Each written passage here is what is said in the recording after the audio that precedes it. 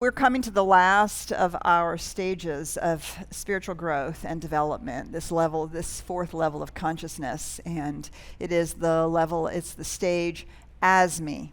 Life happens as me.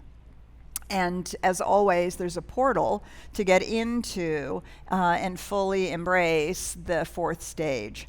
And the portal is the portal of transformation. The portal of transformation.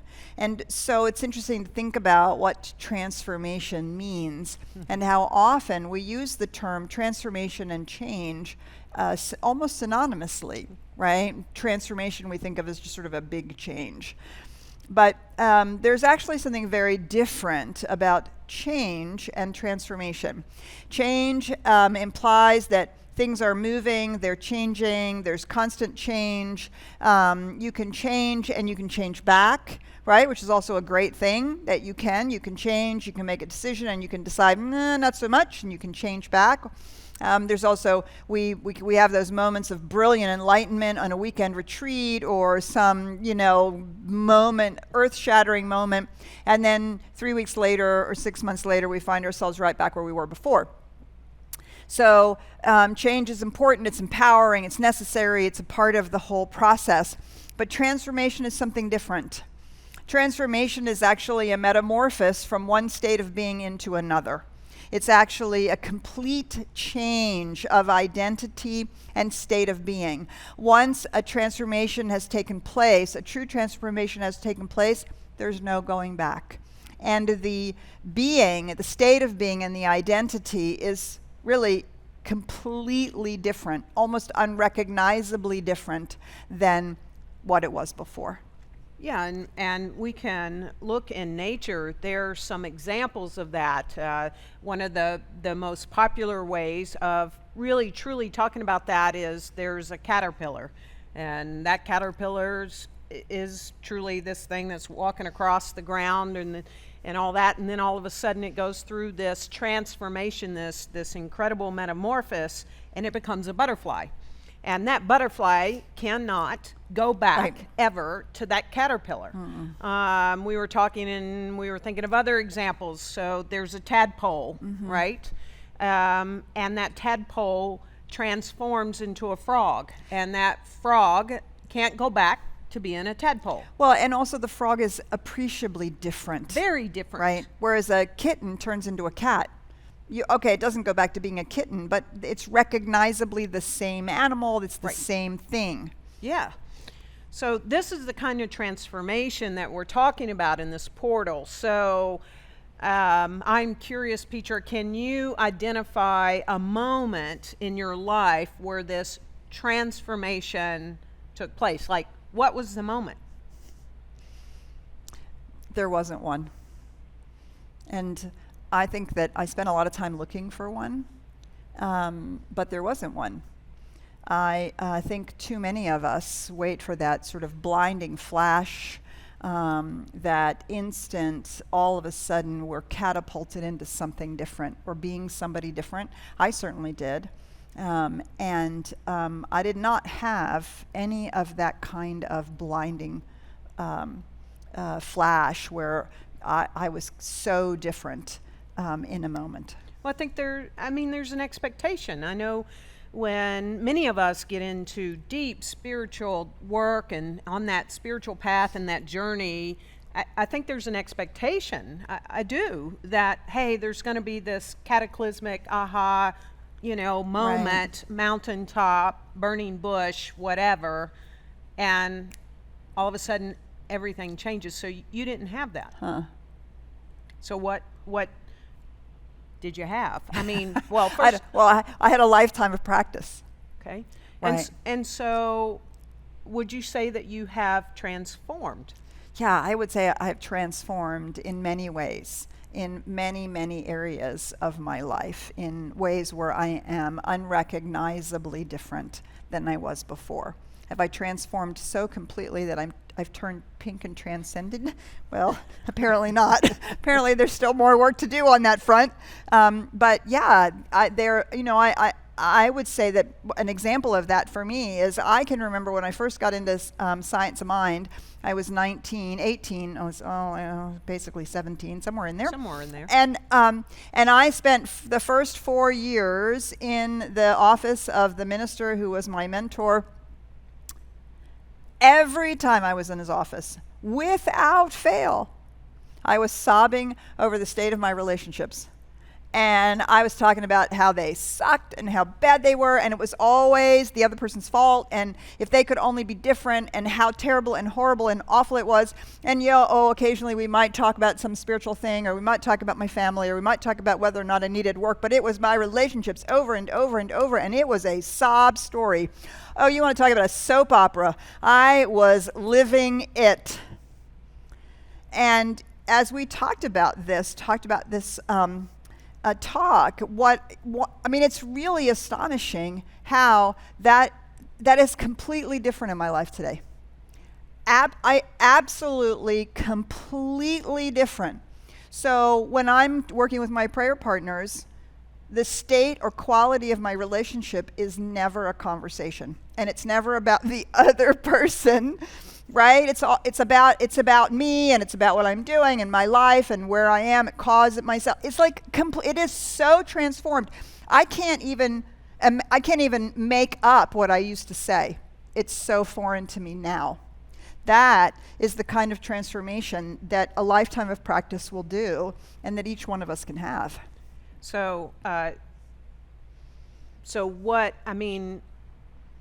When we were talking, it's like you're transformed because you never forget that you're a spiritual being. Like, that is the transformation. Like, you never forget that you're a spiritual being and that you're causal. Yeah, that's the big piece for me, right? That That's I'm the transformation. always at cause. Yeah. Always. 100%, no questions asked. Okay. So Ernest Holmes tells us that what transformation must ensue, what changes of consciousness must take place before that is finally brought about, the finite has not yet grasped. The finite has not yet grasped, but through the whispering of divine intuition, we know that even though we now see as through a glass darkly, we shall someday behold reality face to face. We shall be satisfied when we consciously awake in the likeness of that divinity which shapes our ends. So this transformation, it's like you're no longer looking through the glass darkly. Right. And in various places in my life, that transformation is unalterable now, right? I can't go back anymore. So knowing that I'm a spiritual being and knowing that I am always causal is so anchored in my whole system. Awesome. What about you? Well,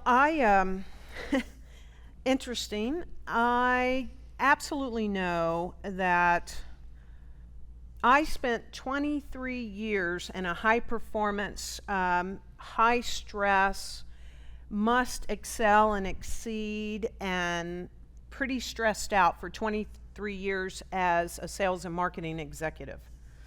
And when I made that decision to let that career go and go into ministerial school, I did that full time. No work, let the career go. I said, I quit that career and I went into ministerial school. And for 3 years, I truly, sat on a cushion, they would say. Went to school, sat on a cushion. And my full intention was to learn how to be, because I really knew how to do. Even if I was stressed out while doing it, I knew how to do. And I learned how to be. And it was that presence to be love. And I think I started, the caterpillar went into the cocoon and it went to mush, but I'm not there. It didn't stick. Actually, it didn't stick becoming a minister, because there's a lot of doingness, a lot of doingness in this. And so I've realized, I'm still in transformation. Yeah.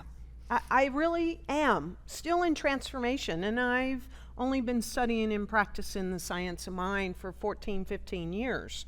Right. whereas you've been doing it 40, Right. right? Right. And it was really wonderful to have this conversation Yes. about this so that I understood it's not like I'm failing, Right. right? But I'm still in the transformation of it.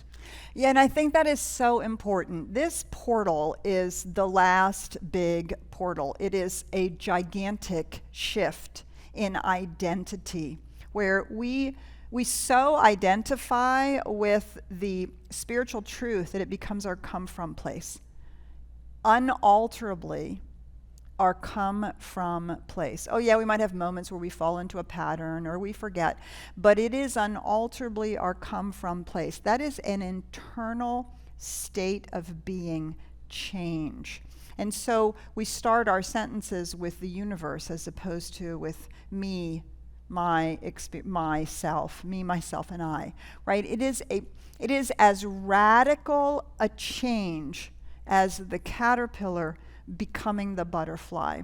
And so this is the this can be the longest, most difficult portal for us to go through. And we use our skills that we've learned in stages 2 and 3, and in those portals, we use all of those skills. We bring them all to the portal of transformation. Yeah, so it's really okay Yes. if there aren't a ton of butterflies, right? I mean, Or that we're butterflies sometimes, or that we're butterflies. We're looking at what it means to be a butterfly, We're close. right? Or that we're a that's butterfly in right. some area of our life and not in every All. area, Yeah. right? And so I think, I think this is the one we have to be the most patient about and the most persistent. And there's something so beautiful when we give ourselves permission for that. Yeah. The cocoon process is long and it's painful, and they say the whole caterpillar liquefies and then the head pops off, which I think is very metaphorically powerful. And then it all has to rebuild in an entirely different way. And all that takes time. And so the identity that we move into is no longer, oh, I am one with God, or that I have to unite myself with the divine or the oneness. It's that I am one, and that we are one, and that there is a oneness that's happening. And so to move us into our conversation about stage 4, we want to share with you, some of you may have already seen it, this is this amazing guy, we're gonna make sure we say it right, Eric Whitaker. He does these extraordinary global choir experiences, and this one is called Sing Gently, and we wanted to share it with you.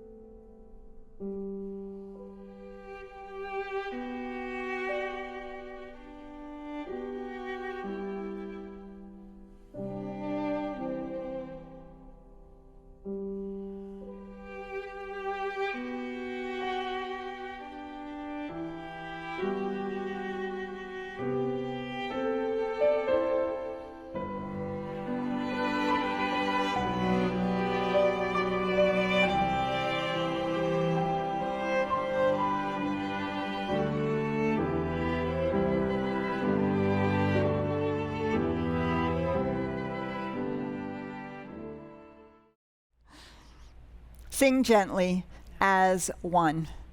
And I love that beautiful rendition, and the harmonies are rich, and there's this, whole enveloping.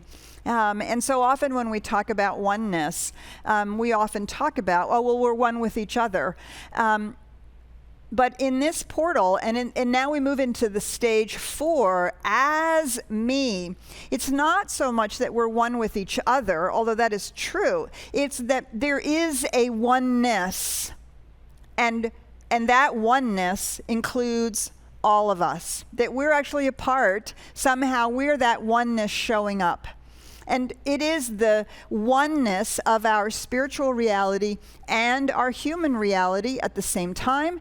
It's the oneness of the stages all coming together. My favorite way of describing stage 4 is stages 2 and 3, and all the portals are equally and fully available and running all of the time in an effortless flow. So for me, that means that we are directive when it's appropriate, and we're receptive when it's appropriate.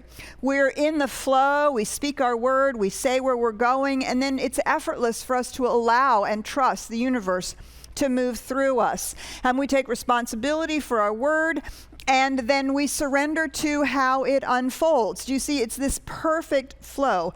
And so I love this conversation I had with an artist at one point. And he was talking about how when he's painting, he speaks to the canvas. And my response was, and then you listen because the canvas speaks back. And I think that's precisely what's happening in our lives. We are speaking to the universe. We're speaking life into being. And then life speaks back to us. And it either gives us feedback or it speaks back to us through intuition, right? And there's this profound flow that happens that is like this interaction that happens with an artist and their art. Only we're the artist and our life is our art. Yeah, it's these truly creative acts, these creative moments when we're in creative acts or, creative moments. We know this. It's like time stops. Mm-hmm. Time stands still. There is no time. It doesn't stand. It's just like timelessness. Mm-hmm. That's a way to know this. And some athletes feel that. Mm-hmm. All kinds. I mean, there's times, we talk about it all the times. There are times when, we're given a message and it's timelessness. And then it's like, who's speaking? Right? And it's this whole thing that we are consciously aware of everything that's going on. And it's, like you said, being in the flow. For me, that creative act and what comes out the most, and I've sort of been talking about this a little bit this month, is when I am doing the creative act of photography.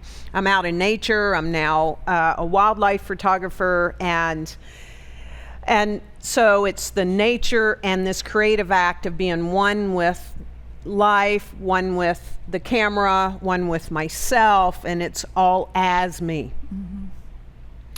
And just recently, I went out on my Friday and went out at sunset. And before I even got in the car, I knew that I was going to work on birds in flight.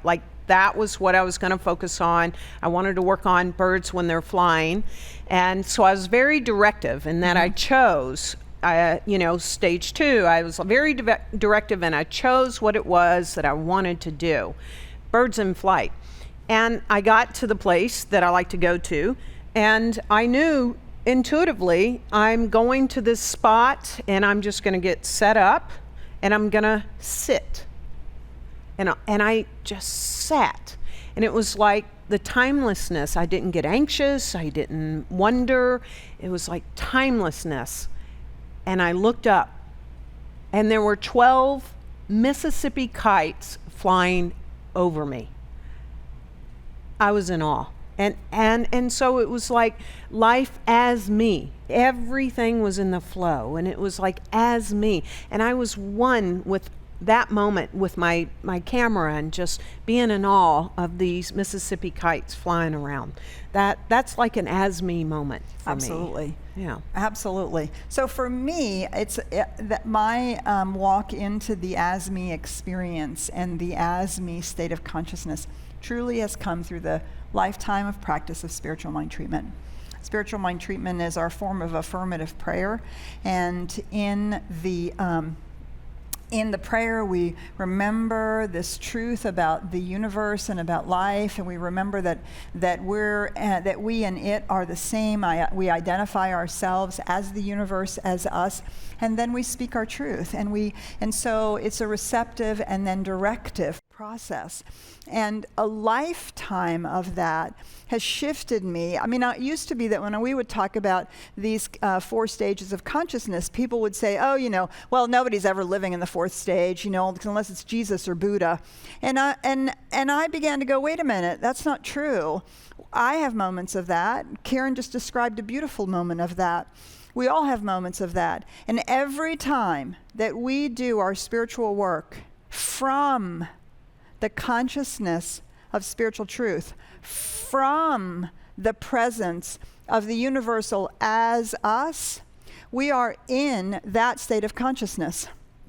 We're not the human trying to set up an image, knowing that the law is going to work it, doing the process so that we can get the end result we want, right? That we call that an argumentative treatment. We're building an argument about how it's so and how this all works, and so that we can relax into it and let it happen. In the realization treatment, when we're doing a spiritual mind treatment from that place of realization, we're speaking the word as the universal, as me, as us. And a lifetime of spiritual mind treatment has over and over and over and over again moved me into that place. So I know what it feels like, and I know when I'm not in it, because I so know what it feels like when I'm in that complete dance. Right? It feels like a total dance between the directive and receptive space that's happening. You helped me recently too in my journey with spiritual mind treatment, and I know that it keeps changing for me, and you recently helped me a lot in that. One of the key phrases that I would say as I started the realization stage is I was like, by the power and the authority of the Christ consciousness, the one mind, I speak the word.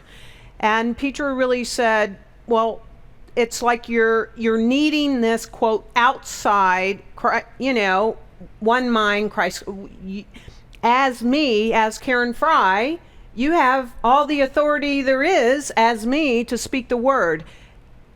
And I've been doing that since. And it has changed. So you've helped to move me into this as me. Yeah. By shifting how I speak spiritual mind treatments. Beautiful. I love that. Yeah, and so what we don't want to do is pretend that we're in the as-me state or in consciousness, and we don't want to force it, right? If you find that your language is I claim, I declare, I accept, it is mine, right? That's stage 2 language. I use it. I use it when I need it, when I feel like that's what I have to do. I have to take responsibility, and I have to speak that word. If you find yourself using the language of I accept, I allow, and the organically unfolding, right? These things are stage 3 consciousness. These words are, and we can use those words to help, as you said, shift us. But we don't want to be